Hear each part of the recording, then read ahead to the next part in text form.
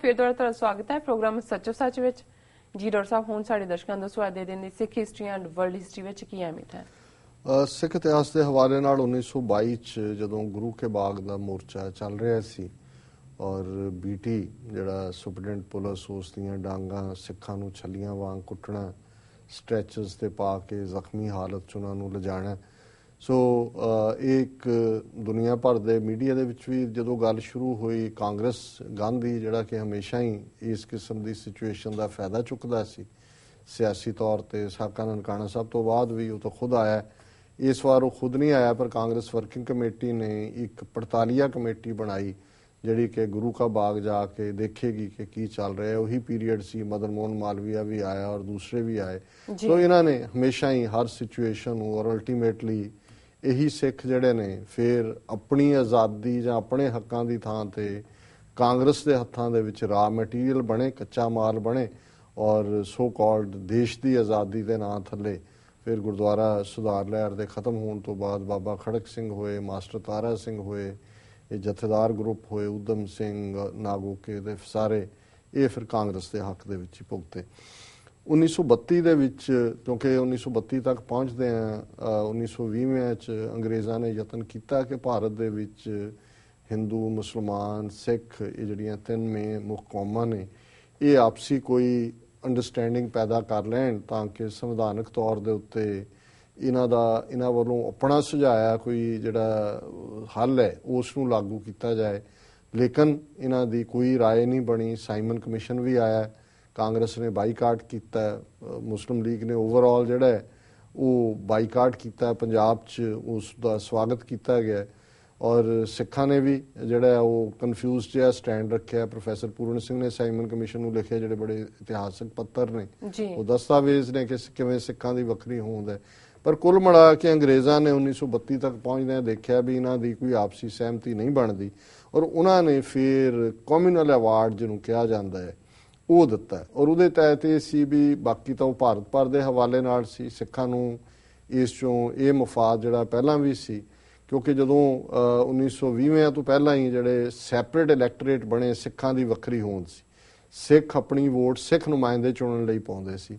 ਔਰ ਇਸ communal award ਦੇ ਵਿੱਚ ਵੀ ਪੰਜਾਬ ਅਸੈਂਬਲੀ ਦੀਆਂ ਕੁੱਲ ਸੀਟਾਂ ਚੋਂ ਮੁਸਲਮਾਨਾਂ ਦੇ ਲਈ 86 ਸੀਟਾਂ ਰਿਜ਼ਰਵ ਹੋਈਆਂ, 86 ਸੀਟਾਂ ਰੱਖੀਆਂ ਗਈਆਂ ਜੀ। ਹਿੰਦੂਆਂ ਨੂੰ 43 ਮਿਲੀਆਂ, ਸਿੱਖਾਂ ਨੂੰ 32 ਸੀਟਾਂ ਮਿਲੀਆਂ, ਈਸਾਈਆਂ ਨੂੰ 2 ਮਿਲੀਆਂ, ਜ਼ਿਮੀਂਦਾਰਾਂ ਦੇ ਕੋਟੇ ਚੋਂ 5 ਸੀਟਾਂ ਸੀ ਤੇ ਬਾਕੀ ਕੋਈ ਐਂਗਲੋ ਇੰਡੀਅਨ, ਕੋਈ ਯੂਨੀਵਰਸਿਟੀਜ਼, ਕੋਈ ਯੂਰਪੀਅਨ, ਇਸ ਦੀ 1-2 ਸੀਟਾਂ ਸੀ। ਸੋ ਸਿੱਖਾਂ ਦੀ ਬੇਸ਼ੱਕ 1 ਸੀਟ ਵਧਾਈ, 1 ਉਹਨਾਂ ਨੇ ਹਿੰਦੂਆਂ ਦੀ ਵਧਾਈ, 2 ਮੁਸਲਮਾਨਾਂ ਦੀਆਂ ਵਧੀਆਂ, ਪਰ ਸਿੱਖ ਕਾਫੀ ਖੌਫਜ਼ਦਾ ਸੀ ਕਿ ਜੇ 86 ਮੁਸਲਮਾਨ MLA ਔਰ ਜ਼ਿਮੀਂਦਾਰਾਂ ਚੋਂ ਵੀ, ਕਿਉਂਕਿ ਜ਼ਿਮੀਂਦਾਰ ਮੁਸਲਮਾਨ ਵੀ ਸਨ ਔਰ ਦੂਸਰੀ ਕੈਟਾਗਰੀ ਚੋਂ ਵੀ ਯੂਨੀਵਰਸਿਟੀਜ਼ ਚੋਂ ਵੀ ਉਹ ਆ ਜਾਂਦੇ ਤੇ ਉਹਨਾਂ ਦੀ ਮੈਜੋਰਟੀ ਹੋ ਜਾਂਦੀ ਸੀ। ਸੋ ਇਹ ਇੱਕ ਫੀਅਰ ਹਮੇਸ਼ਾ ਰਿਹਾ ਔਰ ਸਿੱਖ ਲੀਡਰਸ਼ਿਪ ਨੇ ਕਦੇ ਵੀ ਇਸ ਗੱਲ ਦਾ ਕੋਈ ਆਲਟਰਨੇਟ ਨਹੀਂ ਸੋਚਿਆ ਕਿ ਜੇ ਅਸੀਂ ਮੁਸਲਮਾਨ ਮੈਜੋਰਟੀ ਪ੍ਰੋਵਿੰਸ 'ਚ ਆ ਜਾਵਾਂਗੇ। ਸੋ ਸਿੱਖਾਂ ਨੇ ਪੁੱਜ ਕੇ ਵਿਰੋਧ ਕੀਤਾ ਕਮਿਊਨਲ ਅਵਾਰਡ ਦਾ ਔਰ ਸਰ ਕਪੂਰ ਸਿੰਘ ਨੇ ਸਾਚੀ ਸਾਖੀ 'ਚ ਵੇਰਵੇ ਨਾਲ ਲਿਖਿਆ ਹੈ ਕਿ ਜੀ ਉਹਨਾਂ ਨੇ ਅਰਦਾਸ ਕੀਤੀ ਕਿ ਜੇ ਅਸੀਂ ਮੰਨ ਲਈਏ ਤਾਂ ਹੇ ਗੁਰੂ ਅਸੀਂ ਤੁਹਾਡੇ ਸਿੱਖ ਨਹੀਂ, ਤੇ ਜੇ ਤੁਸੀਂ ਬੋਡੀ ਨਾ ਕਰੋ ਤਾਂ ਕਿ ਵੀ ਐਵੇਂ ਬੇਅਤਾ ਪਤਾ ਔਰ ਮੁੜ ਕੇ ਮੰਨ ਵੀ ਲਿਆ ਕਮਿਊਨਲ ਅਵਾਰਡ, ਫੁਸਕ ਵੀ ਹੋ ਗਿਆ ਕੰਮ।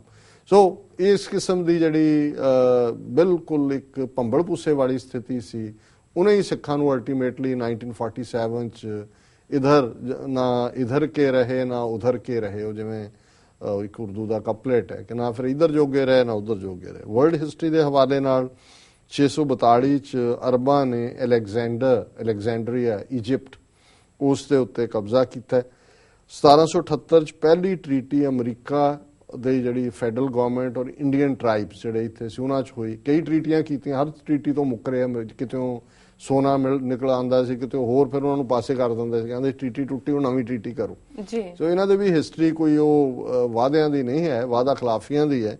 ਮੇਰਾ ਖਿਆਲ ਹੈ ਸਮਝੌਤੇ ਕੀਤੇ ਹੀ ਤੋੜਨ ਲਈ ਜਾਂਦੇ ਨੇ। 1787 ਚ ਫਿਲਾਡੈਲਫੀਆ ਦੇ ਵਿੱਚ ਅਮਰੀਕਨ ਕਾਂਸਟੀਟਿਊਂਟ ਅਸੈਂਬਲੀ ਦੀ ਮੀਟਿੰਗ ਨੇ ਫਾਈਨਲ ਕਾਂਸਟੀਟਿਊਸ਼ਨ ਪਾਸ ਕੀਤਾ ਅਮਰੀਕਾ ਦਾ। 1850 ਚ ਅੱਜ ਦੇ ਦਿਨ ਸੈਨ ਫਰਾਂਸਿਸਕੋ 'ਚ ਬੜੀ ਜ਼ਬਰਦਸਤ ਅੱਗ ਲੱਗੀ ਜਿਹਨੇ ਬਹੁਤ ਨੁਕਸਾਨ ਕੀਤਾ।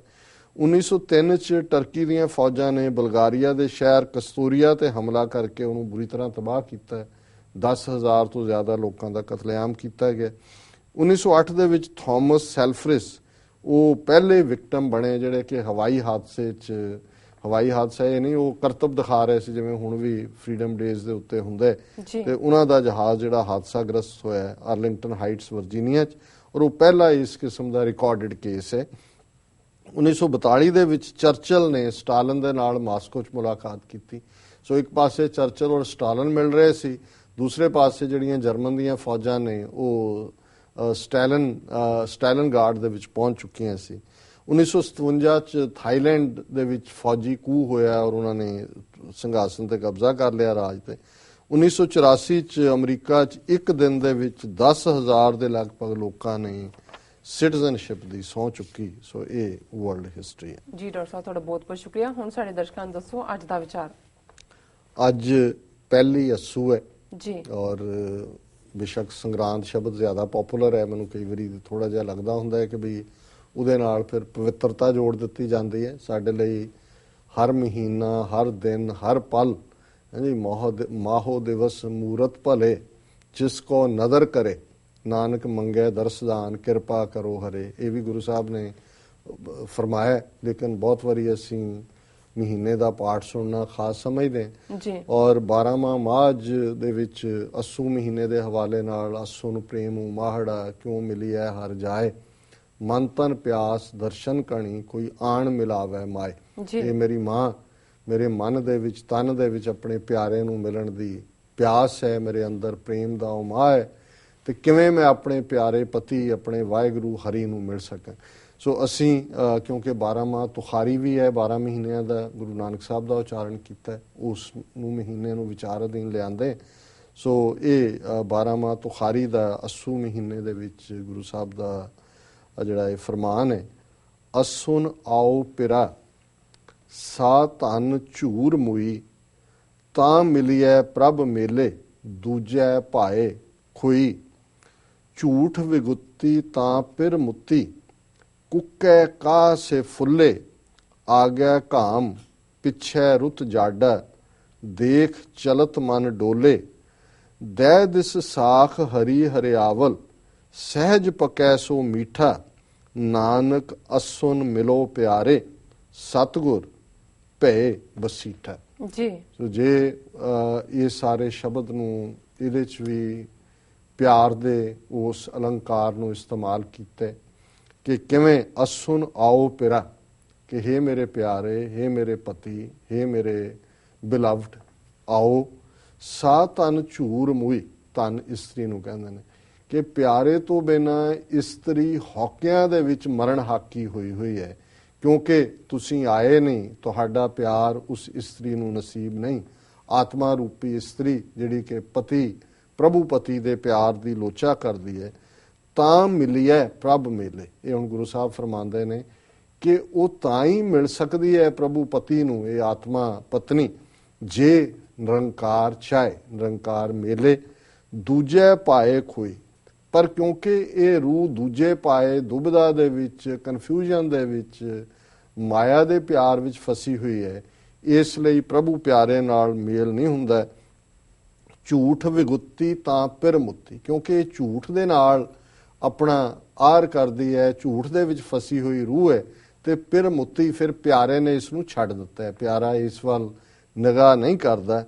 ਕੁੱਕੈ ਕਾ ਸੇ ਫੁੱਲੇ, ਹੁਣ ਇਹ ਉਹ ਪੀਰੀਅਡ ਹੈ ਜਦੋਂ ਕਿ ਅੱਸੂ ਦਾ ਮਹੀਨਾ ਇਹ ਅਕਤੂਬਰ ਦਾ ਸ਼ੁਰੂ ਹੁੰਦਾ ਹੈ।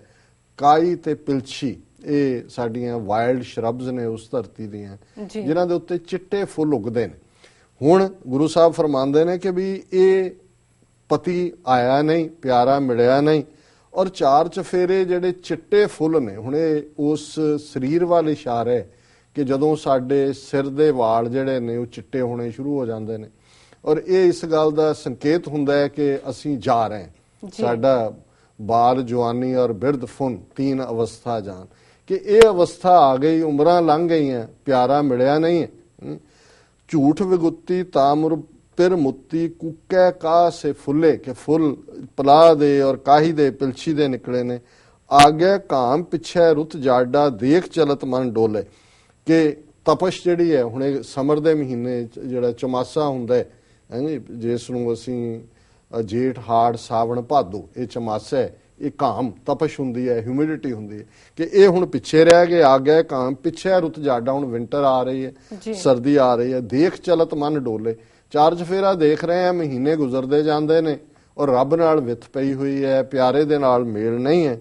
ਦੈ ਦਿਸ ਆ ਗਿਆ ਕਾਮ ਪਿੱਛੇ ਰੁੱਤ ਜਾਡਾ, ਦੇਖ ਚਲਤ ਮਨ ਡੋਲੇ, ਦੈ ਦਿਸ ਸਾਖ ਹਰੀ ਹਰਿਆਵਲ, ਸਹਿਜ ਪੱਕੈ ਸੋ ਮਿੱਠਾ। ਪਰ ਚਾਰ ਚਫੇਰੇ ਅਸੀਂ 10 ਦਿਸ਼ਾਵਾਂ ਵੱਲ ਨਜ਼ਰ ਮਾਰਦੇ ਹਾਂ ਕਿ ਚਾਰ ਚਫੇਰੇ ਹਰਿਆਵਲ ਹੈ, ਚਾਰ ਚਫੇਰੇ ਰੱਬ ਦੇ ਪਿਆਰ ਦੇ ਗੀਤ ਗਾਣ ਵਾਲੀਆਂ, ਰੱਬ ਦੇ ਨਾਲ ਜੁੜੀਆਂ ਹੋਈਆਂ ਰੂਹਾਂ ਨੇ। ਸਹਿਜ ਪੱਕੈ ਸੋ ਮਿੱਠਾ, ਹਾਂ ਉਹਨਾਂ ਨੇ ਵੀ ਸਬਰ ਕੀਤਾ ਹੋਣਾ ਆਪਣੇ ਪਿਆਰੇ ਦੀ ਯਾਦ ਚ, ਪਤਾ ਨਹੀਂ ਕਿੰਨੇ ਜਫਰ ਜਾਲੇ ਨੇ। ਸਹਿਜ ਸਹਿਜ ਉਹ ਰਹਿ ਤੇ ਸਹਿਜ ਸਹਿਜ ਗੁਣ ਰਮੇ ਕਬੀਰ, ਫਿਰ ਉਹ ਪਿਆਰਾ ਆ ਮਿਲੇ। ਨਾਨਕ ਅਸੁਨ ਮਿਲੋ ਪਿਆਰੇ, ਸਤਿਗੁਰ ਭੈ ਬਸੀਠਾ। ਬਸੀਠ ਹੁੰਦਾ ਵਿਚੋਲਾ, ਕਿ ਅਸੂ ਦੇ ਮਹੀਨੇ 'ਚ ਇਹ ਸਾਨੂੰ ਇਹ ਯਾਦ ਰੱਖਣਾ ਚਾਹੀਦਾ ਹੈ ਕਿ ਜੇ ਸਤਿਗੁਰੂ ਨੂੰ ਵਿਚੋਲਾ ਬਣਾ ਲਈਏ ਜੀ, ਸਤਿਗੁਰੂ ਨੂੰ, ਹੁਣੇ ਵਿਚੋਲੇ ਦੀ ਗੱਲ ਵੀ ਇਸ ਲਈ ਹੈ ਕਿਉਂਕਿ ਵਿਆਹ ਸ਼ਾਦੀਆਂ ਅਕਸਰ ਪਿਆਰਿਆਂ ਦਾ ਮਿਲਣ ਜਾਂ ਦੂਜਾ ਵਿਚੋਲਾ ਇੱਕ ਰਸਤਾ ਸੀ ਕਿ ਨਿਰੰਕਾਰ ਨਾਲੋਂ ਵਿਛੜ ਕੇ ਧਨ ਜਾਂ ਰੂਹ ਜਿਹੜੀ ਹੈ ਉਹ ਦੁੱਖ 'ਚ ਹੈ, ਉਮਰਾਂ ਬੀਤਦੀਆਂ ਜਾਂਦੀਆਂ ਨੇ, ਉਹ ਜਿਹੜੀ ਹੈ ਹੌਕਿਆਂ ਦੇ ਵਿੱਚ ਮਰ ਰਹੀ ਹੈ। ਨਾਨਕ ਅਸੁਨ ਮਿਲੋ ਪਿਆਰੇ, ਕਿ ਇਸ ਮਹੀਨੇ ਦੇ ਵਿੱਚ ਉਹ ਪਿਆਰਾ ਮਿਲ ਸਕਦਾ ਹੈ, ਸਤਿਗੁਰ ਭੈ ਬਸੀਠਾ। ਜੇ ਸਤਿਗੁਰੂ ਨੂੰ ਅਸੀਂ ਵਿਚੋਲਾ ਬਣਾ ਲਈਏ, ਵਕੀਲ ਬਣਾ ਲਈਏ, ਵਕੀਲ ਲਈ ਵੀ ਬਸੀਠ ਸ਼ਬਦ ਹੁੰਦਾ ਹੈ। ਸੋ ਇਹ ਅੱਜ ਦੇ ਮਹੀਨੇ ਪ੍ਰਥਾ ਹੈ ਜੀ। ਡਾਕਟਰ ਸਾਹਿਬ ਤੁਹਾਡਾ ਬਹੁਤ ਬਹੁਤ ਸ਼ੁਕਰੀਆ। ਇਸ ਨਾਲ ਨੇ ਆਪਣੇ ਵਿਊਅਰਸ ਕੋਲੇ ਇਜਾਜ਼ਤ। ਵਿਊਅਰਸ, ਸਾਡੇ ਪ੍ਰੋਗਰਾਮ ਦਾ ਸਮਾਂ ਇੱਥੇ ਸਮਾਪਤ ਹੁੰਦਾ। ਤੁਸੀਂ ਆਪਣੇ ਰਾਏ ਤੇ ਸੁਝਾਅ ਸਾਨੂੰ ਭੇਜਣਾ ਨਾ ਭੁੱਲਣਾ ਸਾਡੇ ਇਸ ਪਤੇ ਤੇ sos@tvag4.tv ਤੇ। ਅਸੀਂ ਆਪਣਾ ਪ੍ਰੋਗਰਾਮ ਲੈ ਕੇ ਫਿਰ ਦੁਬਾਰਾ ਤੁਹਾਡੇ ਸਨਮੁਖ ਹੋਵਾਂਗੇ। ਤਦ ਤੱਕ ਲਈ ਮੈਨੂੰ ਤੇ ਡਾਕਟਰ ਸਾਹਿਬ ਨੂੰ ਆਗਿਆ ਦਿਓ। ਬੁਲਾ ਦਿਓ ਫਤਿਹ। ਵਾਹਿਗੁਰੂ ਜੀ ਕਾ ਖਾਲਸਾ, ਵਾਹਿਗੁਰੂ ਜੀ ਕੀ ਫਤਿਹ।